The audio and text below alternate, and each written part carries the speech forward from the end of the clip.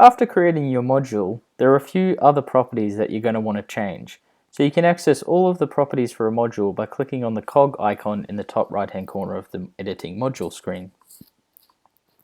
So you'll see there are a range of different properties we can adjust, such as scheduling and alerts, graphs, the study condition, the type of study, and we can also indicate whether we want the sections to be shuffled into a random order for counterbalancing. You'll see a couple of other actions you can make here too. For example, we can edit the section order, we can duplicate this module, or we can delete this module entirely. So first, let's check out editing the section order. In order to change the order of sections, we want to toggle this to on, and we'll see that all of the question elements disappear, and we get the ability to drag around the order of the sections. So let's place that first section into position 2 for now. Once you've finished editing the section order, go back into the cog menu and you can turn off edit section order mode, and all of the questions will appear again. So we can see this is an easy way to change the order of our sections. Every study has a type, as we explored earlier, and this can be changed by clicking on the module type option here. So let's select video. If we go back to the home screen, we'll see this demo module has now been changed to a type of video.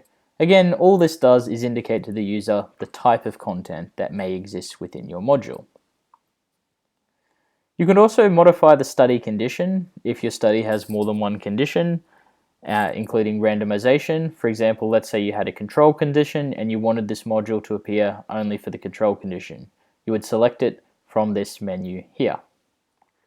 But since this study currently only has the one condition that all participants will receive, by default, it's selected for all conditions.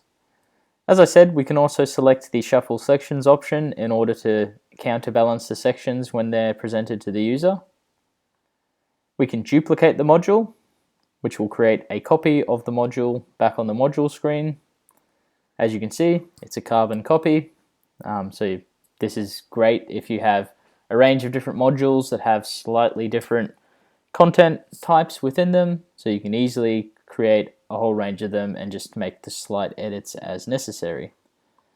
And finally, we also have the ability to delete a module. So select the delete module option and click on delete module. However, I will warn you that once you've deleted a module, that's it, there's no way to get it back.